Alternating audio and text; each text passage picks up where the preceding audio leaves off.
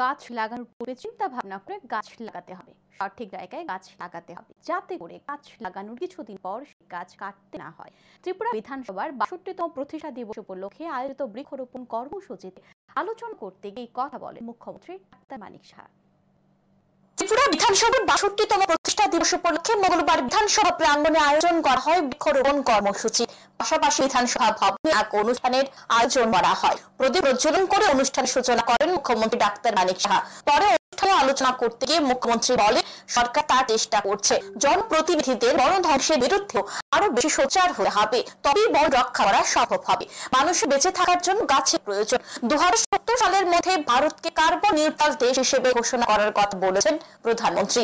এটা করতে হলে সকলে মিলে চেষ্টা করতে হবে।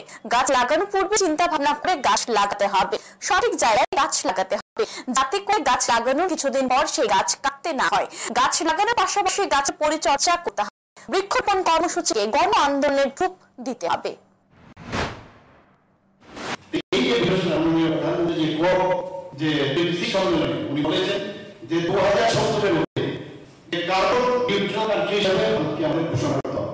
এটা যদি আমরা সবাই মিলে চেষ্টা করি, একটা টিমে গাছ উপরে একটা ব্যবস্থা করেছে।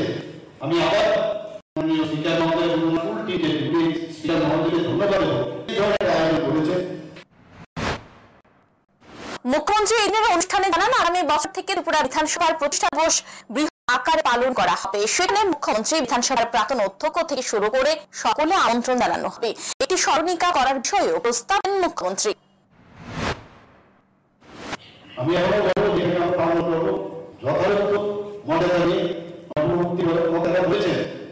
তারা এখানে মাননীয় স্পিকার মহোদয় এখানে আছেন, এখানে দুজন স্পিকার তারা এখনো জীবিত আছেন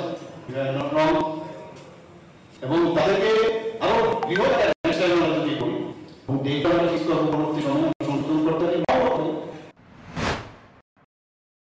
অপরদিকে এই দিনের অনুষ্ঠানে আলোচনা করতে গিয়ে বিরোধী দলনেতা জিতেন্দ্র চৌধুরী বলেন, জনগণের স্বার্থে সকলকে কাজ করতে হবে, দেশের গণতান্ত্রিক ব্যবস্থাকে আরো বেশি করে শক্তিশালী করতে হবে। বর্তমান সময়ে সংসদে বিধানসভায় দেখা যায় বিরোধীদের একটা অংশ সামগ্রিক চিন্তা ভাবনা না করে বিরোধিতা করার জন্য বিরোধিতা করে।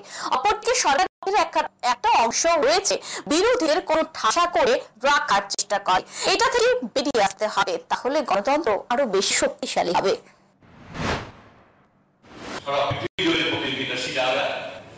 আমরা আমাদের দেশকে তার থেকে এগিয়ে যাওয়ার ক্ষেত্রে আমাদের এই গণতান্ত্রিক হাতিয়ারগুলো এইভাবে আরো বেশি সম্প্রসারিত করতে পারবো, আরো উদার করতে পারবো, আরো কত বেশি জনগণের হিতে আমাদের সফলতা হবে। এটা আজকের এই উদযাপনে এটাই যদি আমরা ভাবতে পারি, তাহলে সত্যি এটা এই দিন অনুষ্ঠানে মঞ্চে মুখ্যমন্ত্রী ডাক্তার মানিক সাহা, বিরোধী দলনেতা জিতেন্দ্র চৌধুরী ছাড়াও উপস্থিত ছিলেন মন্ত্রী রতনলাল, মন্ত্রী অনিমেষ দেববর্মা, বিধানসভা অধ্যক্ষ বিশ্ববন্ধু সেন, উপাধ্যক্ষ রামপ্রসাদ পাল, বিধায়ক বিটি সিনহা সহ অন্যান্যরা। অনুষ্ঠান শেষে অতিথিরা বিধানসভা চত্বরে বৃক্ষরোপণ করেন। Bureau report, news today.